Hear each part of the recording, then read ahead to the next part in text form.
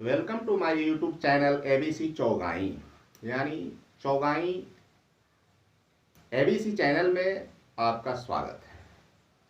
आज मैं लेकर आया हूँ कार्बन के विशेष अध्ययन पर आधारित कार्बन के अपर रूप।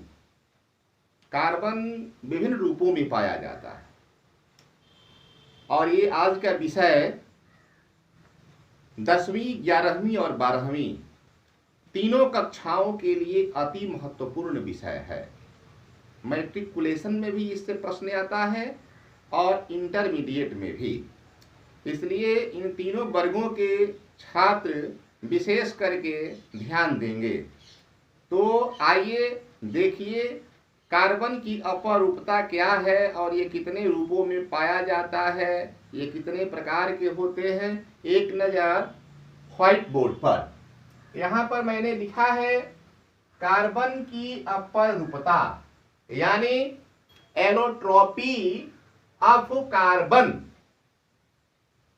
इसका ये परिभाषा है, डिफिनीशन, कि कार्बन के अपरूपता क्या है या कार्बन के अपर रूप क्या है।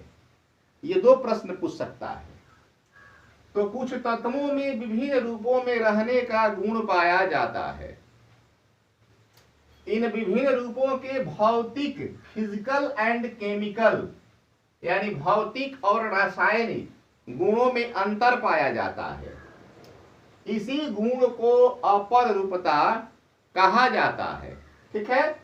और किसी तत्व के ये विभिन्न रूप जो है अपर रूप कहलाते हैं। अपर का मतलब होता है एक दूसरा रूप। अन्य रूपों में अपर रूप यही है, यानी दूसरा रूप को अपर रूप कहा जाता है। कार्बन के अपर रूप देखिए कितने भागों में बांटा गया है। ये इसका क्लासिफिकेशन है। सबसे पहले है रवेदार कार्बन और दूसरा है बेरवेदार कार्बन। रवेदार कार्बन यानी क्रिस्टल कार्बन। क्रिस्टल यानी क्रिस्टल का मतलब होता है रवेदार। क्रिस्टल यानी रवा और नॉन क्रिस्टल बेरवेदार। ये दो प्रकार के होते हैं, हीरा एंड ग्रेफाइट। हीरा को डायमंड कहा जाता है और ये ग्रेफाइट है। यानी रवेदार कार्बन दो प्रकार के होते हैं, पहला हीरा और दूसरा ग्रेफाइट। अब देखिए बेरवेदार कार्बन। बेरवेदार कार्बन तीन प्रकार के होते हैं। पहला है पत्थर कोयला, स्टोन कोल, और दूसरा है चारकोल और तीसरा है काजल। ये बेरवेदार कार्बन तीन रूपों में पाया जाता है। अब पत्थर कोयला दो भाग में होता है, पहला है कोक और दूसरा है गैस कार्बन। इसके बाद चारकोल भी तीन प्रकार के होते हैं। पहला है लकड़ी का चारकोल यानी कि वुड चारकोल, ये अस्थि चारकोल यानी कि बोन चारकोल, और ये रक्त चारकोल यानी ब्लड चारकोल। चारकोल का मतलब होता है जलाने के उपरांत जो राख प्राप्त होता है वो चारकोल कहलाता है। तो इस प्रकार से कार्बन के अपर रूप का मैंने वर्गीकरण किया। हीरा एक बहुमूल्य पदार्थ है। ग्रेफाइट हम सभी ने देखा होगा, ये इलेक्ट्रोड का कार्य करता है, विद्युत का सुचालक होता है। ये काला रंग का एक पदार्थ है। ये शुष्क सेल यानी ड्राई सेल बनाने में इसका प्रयोग इलेक्ट्रोड के रूप में किया जाता है। पत्थर कोयला भी हम सभी देखते हैं, ये जीवाश्म ईंधन कहलाते हैं, धरती के अंदर से निकलता है। तो इस प्रकार से आज कार्बन की अपरूपता के बारे में मैंने वर्गीकरण किया। अब इसके आगे मैं हीरा और ग्रेफाइट के बारे में बता रहा हूं। अब देखिए हीरा और ग्रेफाइट में पहले हीरा का अध्ययन हम लोग करें कि हीरा कितने प्रकार के होते हैं और हीरा विश्व में कहाँ कहाँ पाए जाते हैं। तो हीरा एक बहुमूल्य पत्थर है। यह भारतवर्ष के गोलकुंडा, बेलारी, पन्ना आदि जगहों पर पाया जाता है। इसके साथ ही साथ विश्व के दूसरे देशों अफ्रीका, ब्राज़ील, अमेरिका आदि देशों में हीरा पाया जाता है।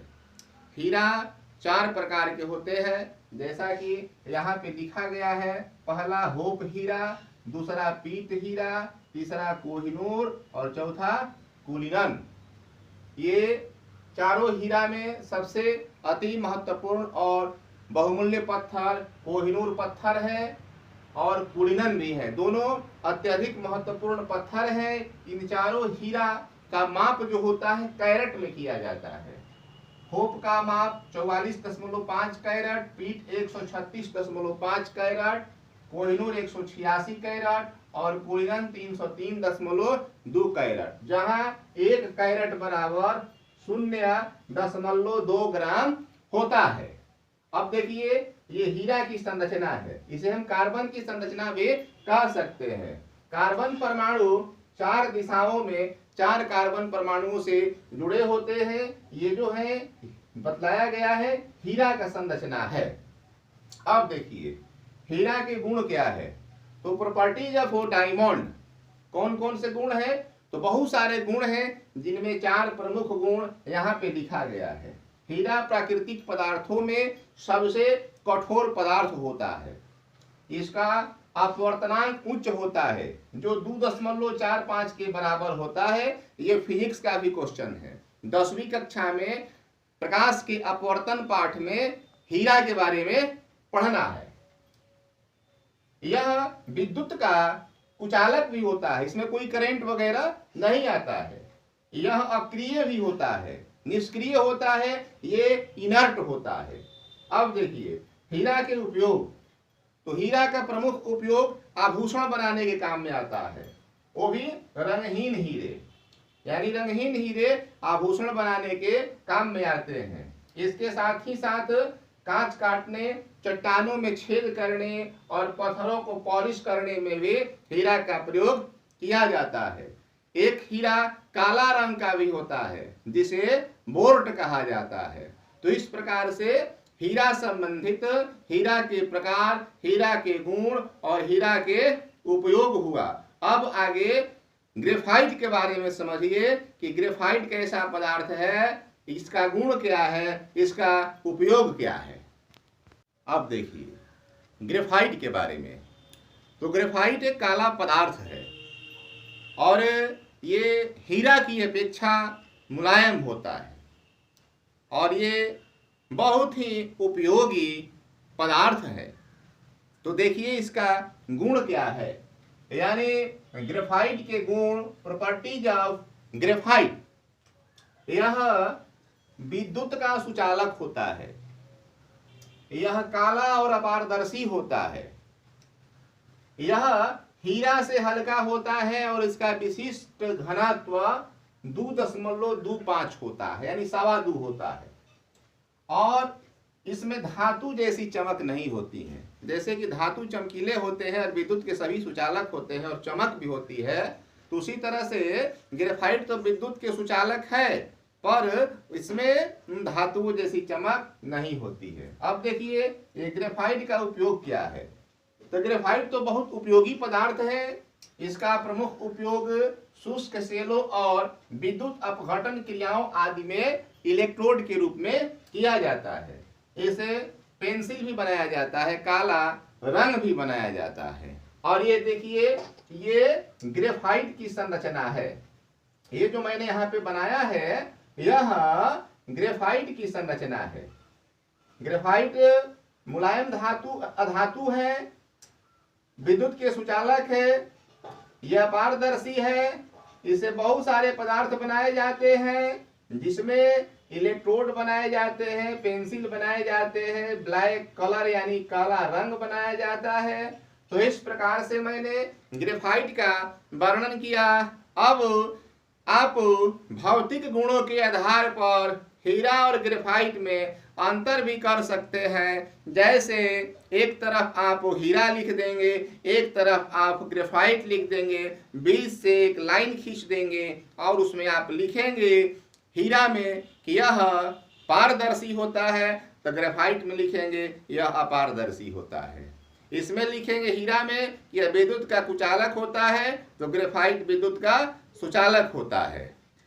हीरा कठोर पदार्थ है, ग्रेफाइट कठोर पदार्थ नहीं है। तो इस तरह से हीरा और ग्रेफाइट में आप अंतर भी कर लेंगे, ये भी अति महत्वपूर्ण प्रश्न है, ठीक है ना। अब मैं आगे और कार्बन के साथ साथ कोयला के बारे में अध्ययन करा रहा हूं कि कोयला क्या है, कोयले का निर्माण कैसे हुआ है, कोयला कितने प्रकार के होते हैं, उनमें सबसे महत्वपूर्ण कोयला कौन कौन से हैं, उसके उपयोग क्या है। तो आइए देखिए एक नज़र कोयला के बारे में। अब देखिए कोयला के बारे में कि कोयला क्या है। तो कोयला भी एक बहुमूल्य पदार्थ है, जीवाश्म ईंधन का एक रूप है। कोयला का निर्माण आज से लाखों वर्ष पूर्व पृथ्वी पर भूचाल आया था, जिसमें पृथ्वी पे जितने भी वनस्पति थे, चट्टान थे, सभी धरती के अंदर दब गए। सारे पेड़ पौधे पर्वत आदि भीतर धरती के दब गए और वायु की अनुपस्थिति में वे कोयला बन गए। और वहीं धरती के खद्यानों से कोयले को निकाला जाता है। कोयला विश्व में हर देशों में पाया जाता है, जिसमें भारत में भी अत्यधिक मात्रा में कोयला पाया जाता है। झारखंड आदि प्रदेश में, कुछ मध्य प्रदेश के भाग में कोयला अति महत्वपूर्ण प्राप्त होता है। झारखंड में अंदर खदान है और मध्य प्रदेश के सिंगरौली आदि क्षेत्रों में कोयला का ओपन खदान है। तो आइए देखिए कोयला कितने प्रकार के होते हैं। तो कोयला मुख्यतः कार्बन के यौगिकों और मुक्त कार्बन का ही मिश्रण है। कोयला का निर्माण लाखों वर्ष पूर्व भूकंप आने से, पृथ्वी पर भूचाल आने से पेड़ पौधे पर्वत आदि सभी धरती के अंदर दब गए, जिससे कोयला का निर्माण हुआ। अब कार्बनीकरण की मात्रा के अनुसार कार्बन करने की प्रक्रिया कार्बनीकरण कहलाता है। तो कार्बन करण की मात्रा के अनुसार कोयला 4 प्रकार के पाए जाते हैं। पहला पीट कोयला, दूसरा लिग्नाइट, तीसरा बिटुमिनस, चौथा एंथ्रासाइट। पीट कोयला में कार्बन 60% होता है, 60%, लिग्नाइट में 67%, बिटुमिनस में 88% और एंथ्रासाइट में 94%। तो इस प्रकार से सबसे उच्च कोटि का उन्नत किस्म का कोयला एंथ्रासाइट होता है। कोयला क्या है पर उपयोग मैंने लिख दिया। तो कोयला का उपयोग मुख्य रूप से ईंधन के रूप में होता है, बिजली निर्माण में होता है। प्राचीन का पहले, आज से 50 साल पहले कोयला से ही ट्रेन भी चलाया जाता था, फिर धीरे धीरे डीजल से चलने लगा, आज इलेक्ट्रिक से चलता है। ईंधन गैसों के निर्माण में, संश्लिष्ट पेट्रोल के उत्पादन में। अब आइए देखिए कोख क्या है। कोयला से ही बनता है। तो वायु की अनुपस्थिति में कोयले को गर्म करने से इसके सभी वाष्पशील अवयव निकल जाते हैं और जो शेष अवशेष बचता है उसे कोक कहा जाता है। कोक में 80 से 95% तक कार्बन रहता है। अब देखिए कोक का क्या उपयोग है। तो कोक का भी उपयोग ईंधन के रूप में, इलेक्ट्रोड के रूप में किया जाता है। तो आज अभी मैंने कोयला के बारे में संक्षिप्त परिचय दिया, संक्षिप्त बारे में बतलाया। कोयला 4 प्रकार के होते हैं, कोयला का क्या उपयोग है, कोक क्या है, कोक में कितने प्रतिशत कार्बन होता है और कोक का उपयोग क्या है। अब आगे देखिए कार्बन का रासायनिक गुण क्या है। कार्बन के रासायनिक गुण, chemical properties of carbon. Carbon के कुछ रासायनिक गुण देखिए। यहाँ पर मैंने दहन के रूप में, अवकारक के रूप में आदि में दिखाया है। तो जब हम कार्बन को वायु की उपस्थिति में जलाते हैं, हीट करते हैं, तो कार्बन डाइऑक्साइड बनता है और उसके बाद उससे हीट निकलता है, फिर प्रकाश यानी लाइट होता है और ऊर्जा मिलता है, एनर्जी। यानी कार्बन और ऑक्सीजन प्रतिक्रिया करके, यानी कार्बन को ऑक्सीजन के साथ जलाने पर ये कार्बन डाइऑक्साइड प्राप्त होता है, साथ ही हीट, लाइट और एनर्जी मिलता है। अब यहाँ पर मैंने जिंकाइट के साथ अभिक्रिया कराया है। जिंकाइट यानी कि जिंक ऑक्साइड को कार्बन चूर्ण के साथ मिश्रित करके जलाने पर जस्ता धातु प्राप्त होता है और कार्बन मोनोऑक्साइड गैस निकलती है। यहाँ पर मैंने फेरिक ऑक्साइड के साथ कार्बन के चूर्ण को मिला करके यहाँ पर मैंने अभिक्रिया कराया है। तो यहाँ फेरिक ऑक्साइड यानी हेमेटाइट के साथ कार्बन के साथ अभिक्रिया कराने पर लोहा निकलता है और कार्बन मोनोऑक्साइड गैस उत्पन्न होती है। यह कैल्शियम ऑक्साइड है, क्विकलाइम है, इसके साथ कार्बन को हम यदि अभिक्रिया कराते हैं, जलाते हैं, तो कैल्शियम ऑक्साइड कार्बन से अभिक्रिया करके कैल्शियम कार्बाइड बनाता है और कार्बन मोनोऑक्साइड गैस निकलती है। यहाँ पर सिलिका के साथ, सिलिकॉन डाइऑक्साइड के साथ यहाँ पर मैंने अभिक्रिया कराया है कार्बन के साथ। इसको भी जलाने से सिलिकॉन कार्बाइड बनता है और साथ ही साथ कार्बन मोनोऑक्साइड गैस निकलती है। तो इस प्रकार से कार्बन यहाँ पे ऑक्सीजन से, कार्बन से, इसके बाद कुछ यौगिकों के साथ अभिक्रिया करा करके मैंने यहाँ पर एक रासायनिक समीकरण का छोटा सा रूप प्रस्तुत किया है। इसी तरह से रासायनिक अभिक्रिया कराया जाता है। अब आगे मैं हर दिन की भांति आज भी कार्बन के अपरूप, कार्बन, हीरा, ग्रेफाइट, कोयला आदि पर आधारित 5 प्रश्न दूंगा, जिनका उत्तर आप हमें कमेंट बॉक्स के माध्यम से, व्हाट्सएप के माध्यम से या कॉल के माध्यम से देंगे। तो आइए अब आपके लिए अब आप बताएं। आज 5 प्रश्न है प्रत्येक दिन की भांति। पहला प्रश्न है, कोयला का निर्माण कैसे हुआ? दूसरा, कोक किसे कहते हैं? उपयोग लिखें। कोक किसे कहते हैं? उपयोग लिखें। हीरा और ग्रेफाइट में कम से कम 3 अंतर करें। चौथा, हीरा के अपवर्तनांक लिखें। और 5वां, 1 कैरेट कितने ग्राम के बराबर होता है? तो इस तरह से मैंने 5 प्रश्न आप लोगों को दिया, उत्तर अवश्य देना है। और यदि कोई दिक्कत हो, समझने में परेशानी हो, तो आप फोन करके हमसे समझ सकते हैं। आज का विषय 10वीं, 11वीं और 12वीं तीनों कक्षाओं के लिए अत्यंत उपयोगी है। तो आप मन क्रम वचन से पढ़ें, लाभ उठाएं और दूसरों को भी पढ़ने की प्रेरित करें, इच्छा जागृत करें। इस तरह बस आज इतना ही। धन्यवाद।